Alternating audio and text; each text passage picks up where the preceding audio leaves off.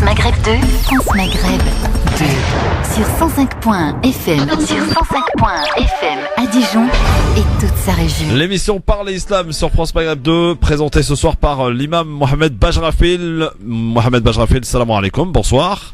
Wa alaykoum salam wa rahmatullahi ta'ala wa barakatuh. Bonsoir.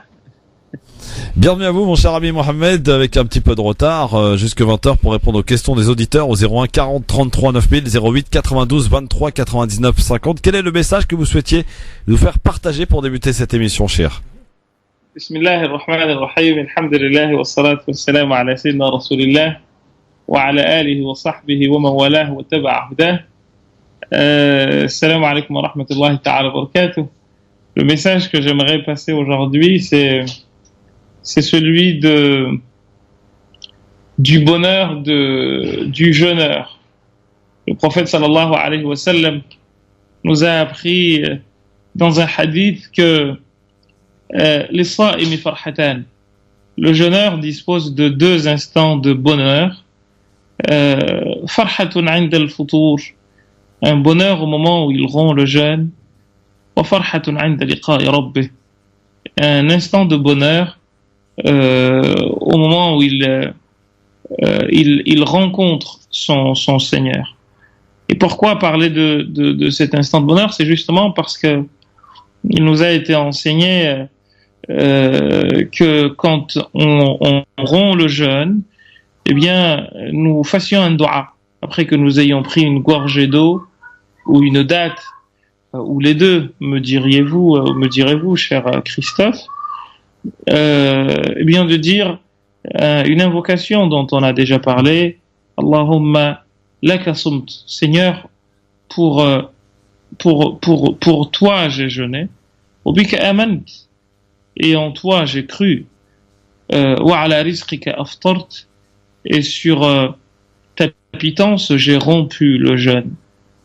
Cette manière de dire dhahaba adh-dhama'u wa ibtallat al-'uruq wa thabata al-ajru insha'Allah. Quand on étanche sa soif, quand on boit et qu'on fait partir la soif, parce que c'est surtout de cela qu'il est question en premier, eh bien, il y a un instant de bonheur incroyable qui nous envahit, un bonheur qui est de deux natures en réalité, cher Christophe. La première, c'est d'avoir réussi à accomplir cette mission ô combien importante.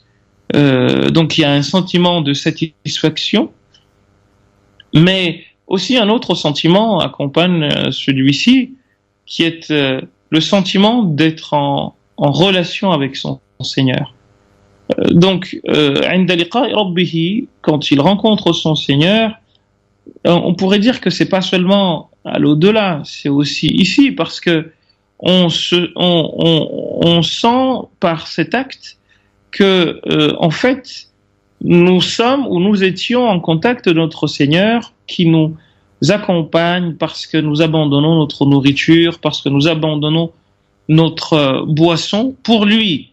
Et en fait, on le réalise pas trop, mais c'est un instant de vérité incroyable, cher Christophe, parce que c'est le moment où c'est une sorte de comme qui dirait le moment de vérité.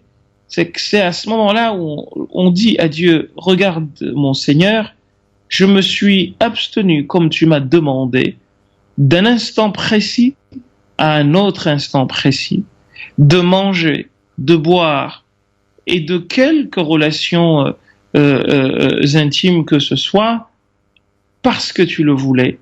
Et maintenant, je romps par ta pitance, parce que tu m'as donné, par ton rizq, ce que tu m'as donné, ta subsistance, à un moment où tu m'as dit que je pouvais manger. C'est quand même très très fort comme sentiment, si bien entendu, on en est conscient seulement, on est souvent tenté de seulement manger, de seulement rompre, et d'oublier ce que derrière cela représente. C'est un pacte très fort, qui nous fait entrer dans l'intimité de notre Seigneur, parce que nous l'avons aussi invité dans la nôtre. Donc, parce que nous avons été longs, un peu en retard, cher Christophe, je ne vais pas m'étaler au-delà, rappeler à partir de là que il était normal que le prophète sallam nous apprenne que ce sentiment de sainteté qui nous habite ou qui nous anime, eh bien fait que le prophète sallam nous a dit que il existe un instant pour le jeûneur où quand il fait un dua, une invocation, cette invocation est exaucée. C'est bien cet instant-là justement, étant donné la charge symbolique, étant donné la charge émotionnelle, étant donné la charge métaphysique que cet instant contient et représente. Donc faire de dua, et c'est pour cette raison justement que en faisant un dua, mais pas seulement en s'arrêtant sur ce dua-là, demandons à Allah subhanahu wa ta'ala tout ce que nous voulons, car cet instant précis est un instant d'intimité avec le Seigneur pour les deux raisons que je viens d'évoquer avec vous. Je ne vais pas prendre plus de temps, cher Christophe. Merci pour le rappel, en tout cas bien utile, pour tous ces jeûneurs qui sont très nombreux en ce moment, pour ce 13e jour de ce mois sacré du Ramadan, et Dieu sait que ça passe vite, cher, parce qu'on arrive à la moitié de ce mois sacré du Ramadan, demain soir, Inch'Allah. On place maintenant aux auditeurs aux questions, les auditeurs au 01 40 33 9000, 08 92 23 99 50. Nous nous rendons à Reims pour la première question. Elle est signée Naïma. Bonsoir Naïma. Bonsoir. Voilà, en fait, moi j'ai un petit souci, c'est que j'ai un moyen de contraception, c'est un implant. Et en début du mois de Ramadan, je l'ai pas fait parce que j'ai eu mes règles. Enfin, je pensais que c'était des règles. Ça a duré 6 jours, donc j'ai repris. Je me suis renseignée, on m'a dit que les pertes que j'avais après, je pouvais juste me faire une prière. Donc j'ai commencé à faire le Ramadan normalement, sauf que ce matin, je saigne énormément. Donc, est-ce que c'est mes règles? Est-ce que là, aujourd'hui, mon jeûne, il est bon, il a accepté, je continue jusqu'à le couper ce soir? Qu'est-ce que c'est? Je sais pas. Est-ce que je continue à faire le Ramadan? Est-ce que c'est mes règles? Je sais même pas. À cause de cet implant, je suis déréglée du début à la fin. Donc voilà, je sais pas quoi faire. Si je m'écoute, je continue mon Ramadan. Mais si j'écoute les on-dit, c'est des règles que j'ai. Et j'ai envie de savoir si c'est des règles. Dans ce cas-là, j'ai 4 semaines de règles et je fais pas le Ramadan, quoi. Donc, qu'est-ce que je dois faire? Cher. Alors, c'est une question assez simple. En réalité, 2 avis valent plus que celui de n'importe qui. Le vôtre et celui du Toubib. Vous avez compris? Oui. Parce que, en fait, vous n'êtes pas, si vous avez mis un implant, c'est que vous êtes marié et vous avez des enfants, je suppose. C'est ça. Donc, vous n'êtes pas comme une jeune fille qui commence à avoir ses règles et qui ne connaît pas encore son cycle. Vous, le vôtre, vous le connaissez? Je suis complètement déréglée. Mais vraiment complètement. En fait, j'ai enchaîné 3 grossesses et je ne sais pas du tout ce que c'est cycle. Parce qu'en fait, j'ai tellement enchaîné les enfants, j'en ai 3. Alhamdoulilah, ils ont tous 1 an d'écart. Et je ne sais pas quel est mon vrai cycle, en fait. Parce qu'à chaque fois que je suis tombée enceinte, c'était le retour de couche. Donc moi, il n'a pas duré longtemps, quoi, mon cycle, donc je sais pas. C'est pour ça que je suis super. Alors, le retour de couche, généralement, c'est 40 jours, ma sœur. Oui, mais le médecin, quand je dis ça, il dit que c'était qui durait 7 jours. Voilà, c'est pour ça que je suis perdue. Allô? Ça coupe oui. Des fois, je vous entends pas très bien, ma sœur. Allô? Oui, on vous écoute, oui. Allez-y. Oui, donc je disais que le médecin, quand je lui disais que le retour de couche, il durait plus longtemps que ça, on m'a dit non, les 7 premiers jours, c'est mes règles.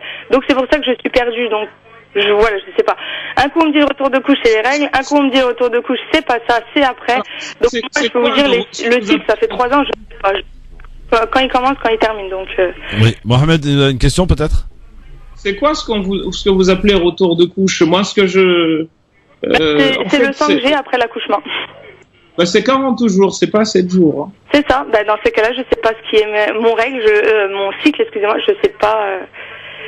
C'est 40 jours, ma sœur. Alors, le maximum pour certains, ça peut aller jusqu'à 60 jours.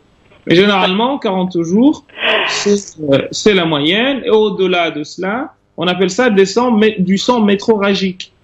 C'est de la métroragie.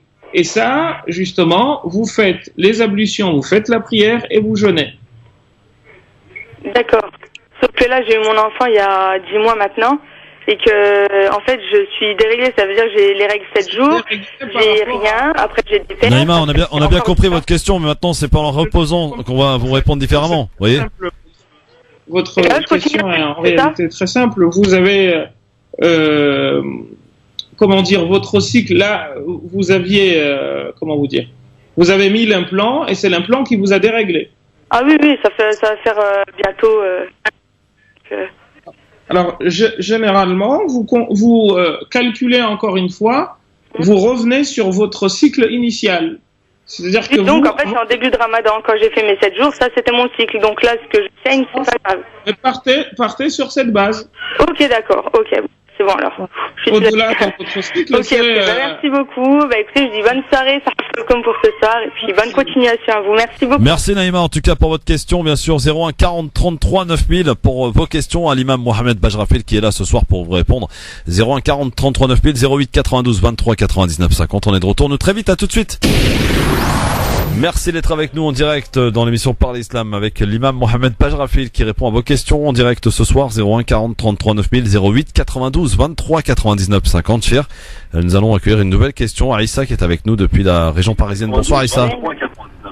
Baissez la radio Aïssa s'il vous plaît. Aïssa, bonsoir.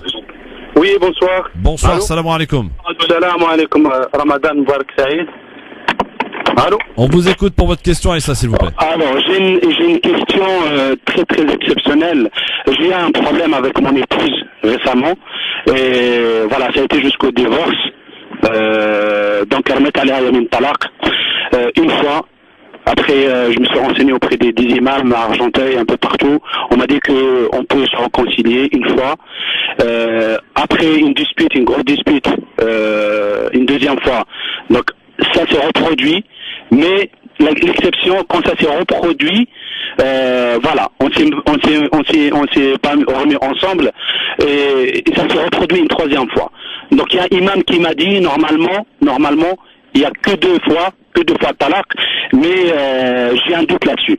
J'aimerais bien que vous m'éclairciez, s'il vous plaît, cette question. Est-ce que je peux continuer avec ma femme ou voilà, je peux Très bien. Alors, cher.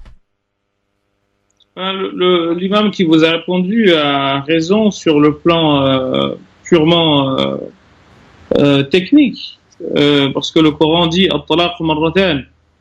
Le divorce c'est 2 fois. Donc on dit une fois, 2 fois, et la troisième fois c'est que on n'a plus le droit de rester avec cette femme jusqu'à ce que elle se remarie et qu'elle divorce et qu'ensuite on puisse se remarier avec elle.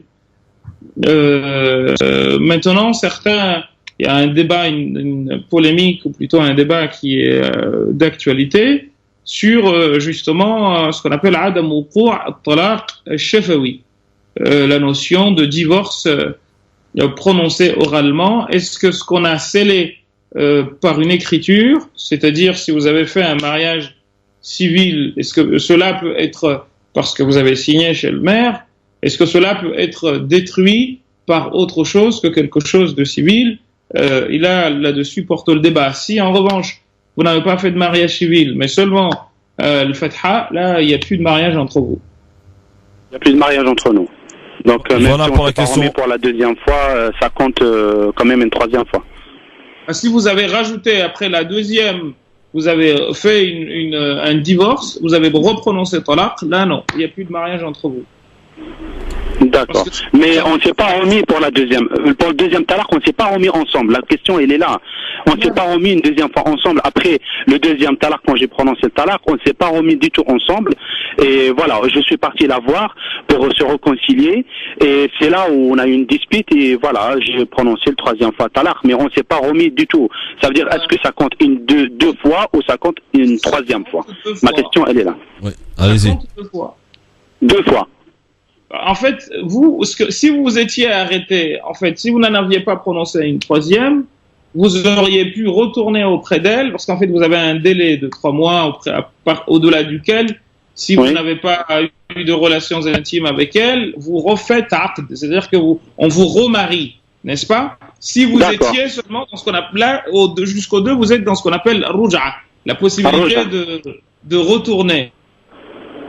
Mais étant donné que vous en avez rajouté une troisième, ça fait 3. Mais voilà. Ça dépend quoi. Mais c'est ça la question, c'est que tout le monde. Mais il vient de nous expliquer, Aïssa. Un imam de Paris m'a dit une réponse, un autre imam m'a dit d'autres réponses. Et là, voilà, moi je suis désorienté. Moi, l'exception dans ça, c'est que quand j'ai prononcé le deuxième talaq, et voilà, il n'y avait pas roja. Il n'y avait pas roja en deuxième fois, mais j'ai prononcé troisième fois talaq. Est-ce que ça compte deux fois? Pourtant que c'est un mariage religieux. Il n'y avait pas d'acte de mariage entre nous, il n'y avait rien. C'est quoi la réponse est claire? C'est quoi la réponse? Parce que tout le monde me dit un peu Alors, tout, mais Aïssa, laissez Oui. Mohamed Bajrafil vous répondre une nouvelle fois. Ok. Allô? Allez-y, cher. Allô? Oui, on vous écoute, cher, allez-y. Oui. Non. Pourquoi vous voulez que ça compte deux fois? Je comprends pas votre question. Parce que talaq maratain, j'ai prononcé une fois, ou qu'il y a une roja après. Et deuxième fois, normalement, après il y a roja une deuxième fois. Et si je prononçais la troisième fois, ça y est, elle est plus ma femme. J'ai plus le droit et ne plus considérée comme ma femme. Mais l'exception, comme je vous ai expliqué, imam, c'est au bout de la deuxième, il n'y avait pas roja. On ne s'est pas remis ensemble, et j'ai prononcé la troisième On fois. retour ensemble, Habibi. Hein? En fait, le verset, quand il vous dit at-talaq marratan, c'est que vous avez la possibilité de prononcer talaq jusqu'à deux fois et retourner. D'accord. Après le troisième, c'est fini. Vous avez prononcé la troisième, donc c'est terminé en fait. C'est ça, hein, Mohamed. C'est ça, oui, c'est ça. Ouais. Merci beaucoup Aïssa, parce que vous avez beaucoup de bruit autour de vous. Je pense qu'en tout cas, Mohamed Bajrafil ne peut pas être plus clair que ce qu'il a été ce soir en tout cas. Voilà, merci beaucoup pour votre question. 01 40 33 9000 pour nous appeler, pour vous interroger l'imam Mohamed Bajrafil, ainsi qu'en nous appelant 08 92 23 99 50. Cher, une petite question que j'ai posée et soumise aux auditeurs tout à l'heure. Vous n'êtes pas sans savoir, on va peut-être la poser dans un instant parce qu'on va laisser place quand même priorité aux auditeurs qui sont très nombreux ce soir. Allô, bonsoir. Oui, bonsoir. Bonsoir monsieur, votre prénom et votre ville d'appel s'il vous plaît. Il a dit de Medan, de la région parisienne. Très bien, on vous écoute pour votre question, Mohamed Bajrafil. Oui, salam alaikum. Donc, j'ai juste une petite question sur un petit passage en fait, c'est de Ayat al-Baqarah. Je voulais juste pas une petite explication. شيخنا لما يقول إذا بسم الله إذا قال ربك للملائكة إني جاعل في الأرض خليفة قالوا أتجعل فيها من يفسد فيها ويفسك الدماء ونحن نسبح بحمده ونقدس لك إلى آخره. Juste كما نعلم أن الغيب il y a que Allah subhanahu wa ta'ala qui le connaît en fait le ghaib.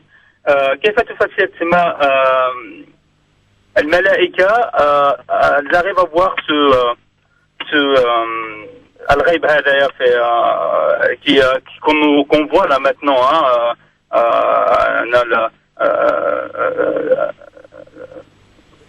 البشر الإنسان Il y a plusieurs exégèses de ce verset.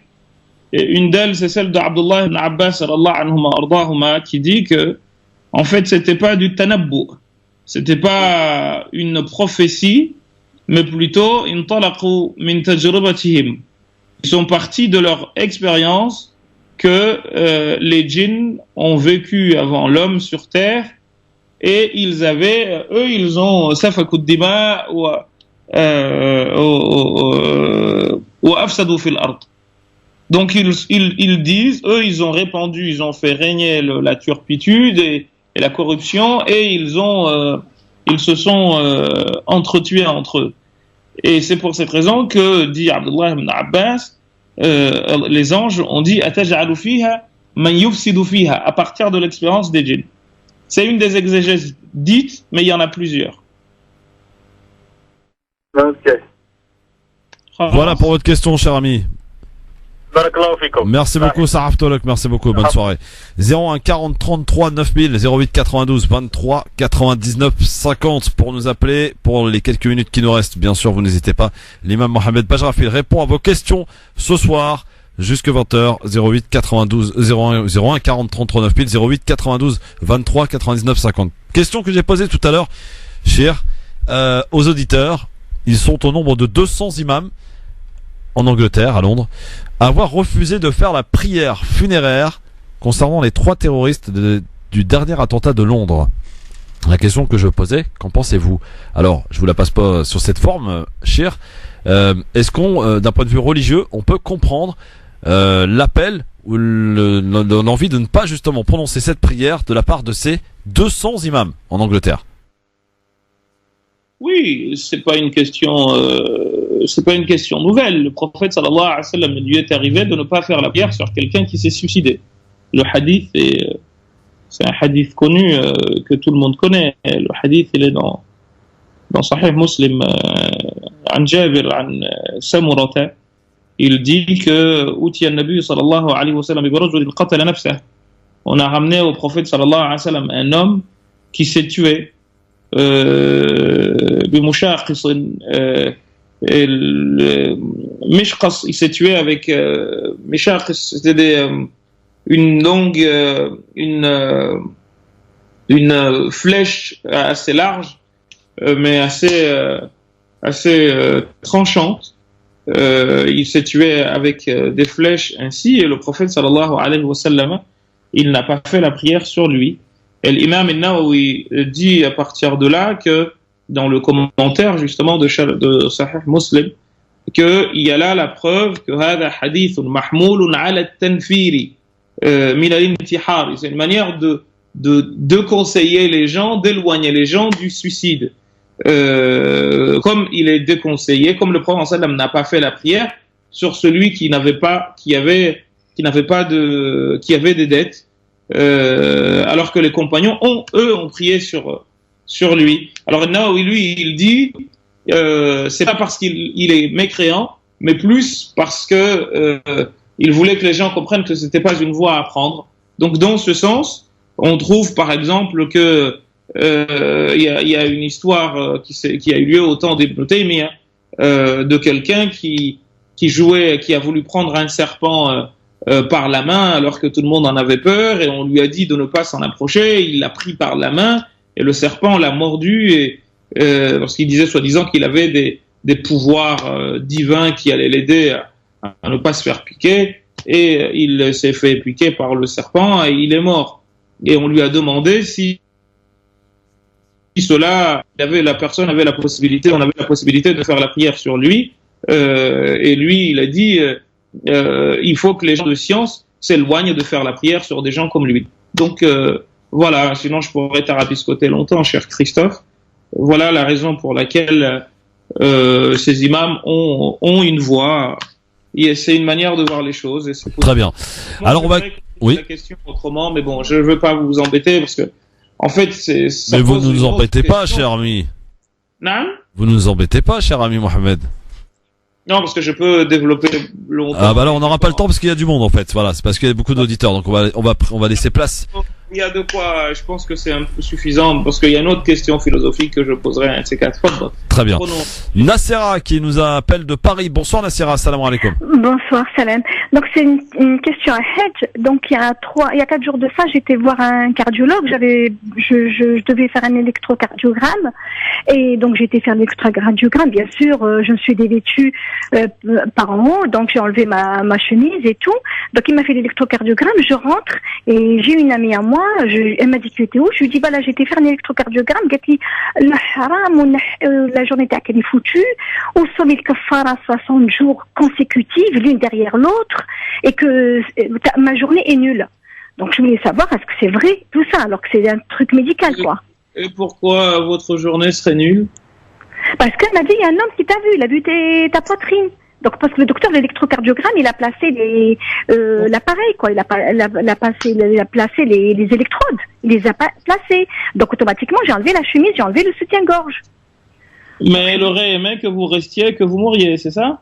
Ben, je sais pas, c'est ce qu'elle m'a dit, mon amie. Elle m'a dit 75 jours kafara. J'ai paniqué, je vous ai appelé aujourd'hui. Ça m'a tenu à cœur, quoi. Non. C'est le fiqh de la forêt. D'accord.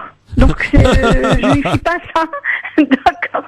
Donc, c'est nul ce qu'elle m'a dit, mon amie. Nul et non avenu. Voilà, madame. Voilà rassuré, Nassera. Au revoir. Au revoir et pour bonne votre soirée. émission. Merci. Au Problème revoir. de santé, allez voir le médecin que vous pouvez. Ouais. 60 jours en plus. Hein. 60 jours. D'ailleurs, ça pour quelqu'un qui a mangé, qui a eu des relations intimes pendant en journée de mois de Ramadan. Donc la dame, elle est très forte. Hein. Ouais, c'est clair. 01 40 33 9000 08 92 23 99 50. C'est pas un, c'est deux numéros pour pouvoir accéder à l'antenne. C'est ce qu'a fait Si Omar qui nous appelle de Aulnay-sous-Bois. Bonsoir Si Omar. Oui, bonsoir. Alors j'aurais deux questions rapidos. La première question, je dois vous avouer, elle n'est pas vraiment importante. Mais comme je suis entouré de musulmans. C'est pizza. Pardon. Rapidos, c'est pizza, dit Mohamed. Oui. Alors. Comme je suis entouré en fait de musulmans qui accordent une importance fondamentale aux choses secondaires, j'aimerais en savoir un peu plus sur cette question. Il y a un hadith du prophète sallallahu alayhi wa sallam dans lequel il a interdit al-qaza, c'est-à-dire le fait de raser une partie de la tête en laissant une autre. Moi, j'aimerais savoir quel est le degré de fiabilité de ce hadith et est-ce que le fait de faire un simple trait sur le côté en guise de coiffure, ça entre dans la catégorie visée dans le hadith. Ça, c'est la première question. La deuxième question, elle est très rapide. Elle n'est pas en lien avec la première. Quelle est la définition coranique du mot kafir? Et quelle est la traduction la plus appropriée en français?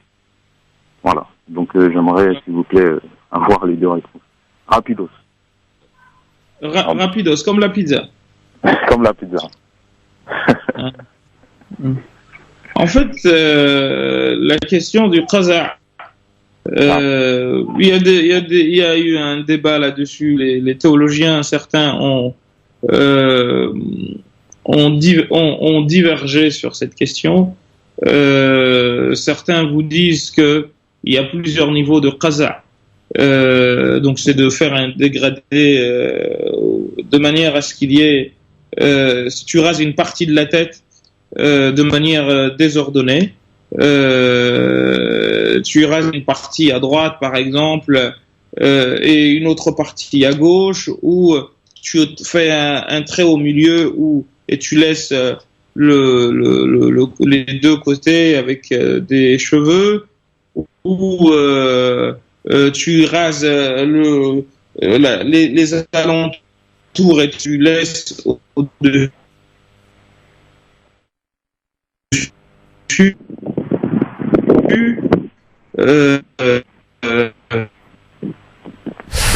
Mohamed, on a un petit souci, on vous entend pas très très bien, cher. Exactement. On a un petit problème avec cher Mohamed Bajrafil. Je sais pas ce qui se passe au niveau de la connexion. Allez-y, cher. Vous m'entendez? Oui, allez-y. Oui, donc je vous ai dit, tout cela, c'est considéré comme déconseillé, mais pas interdit. Alors, il y a des gens qui vous disent, si c'est pour faire comme des gens qui ne sont pas de confession musulmane, c'est que c'est haram. Mais en réalité, c'est l'avis d'Ibn Hajar al-Haytami et d'autres. C'est déconseillé, mais c'est pas... Vous savez, les choses haram, c'est très peu, en fait. Mais on vit une vie où tout est haram et rien n'est halal. Et pourtant, c'est l'inverse. Le haram est à compter par les doigts d'une main. Le halal, c'est la base. الأصل في الأشياء الإباحة إلا ما كان فيه مفسدة. À la base, c'est toute chose qui ne produit pas, qui n'emmène pas à l'homme un danger ou un désagrément particulier, c'est que c'est halal. C'est tout ça, c'est à la base. Et ensuite, quand on dit que c'est haram, il faut qu'il y ait un texte clair, et c'est pas le cas. D'accord. Donc ça, c'est par rapport à votre première question.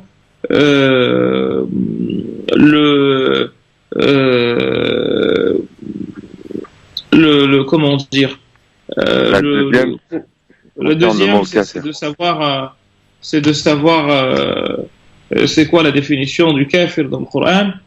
Exact. Je suis en train d'écrire mon deuxième livre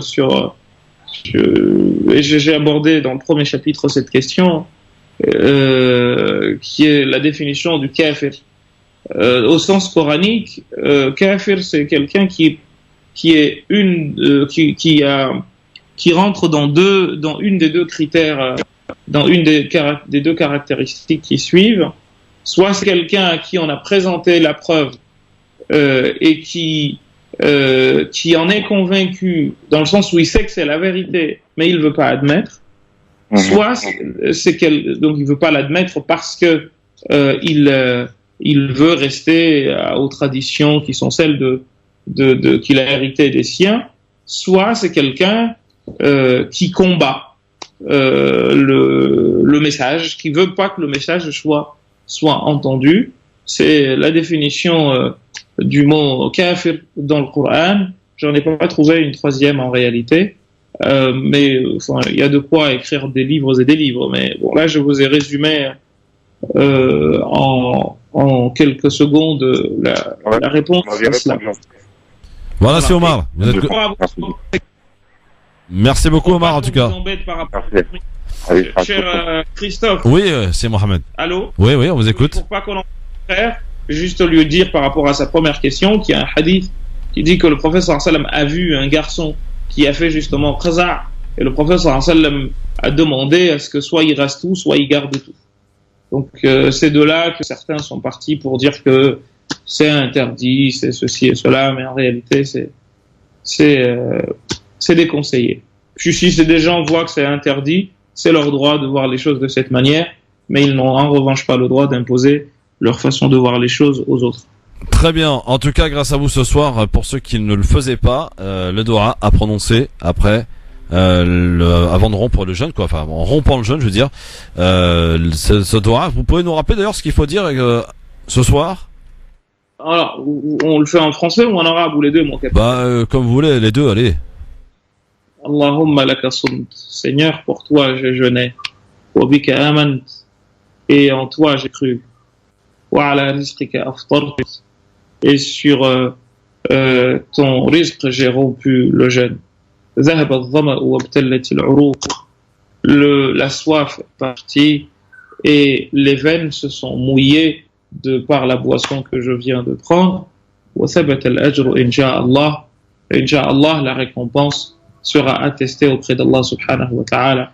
Après, on rajoute, mais ça, c'est ce qui est suffisant. Après, vous pouvez dire, Allahumma a'inni ala as-siyam wal qiyam. Seigneur, aide-moi à jeûner, à continuer à jeûner et à faire la prière la nuit.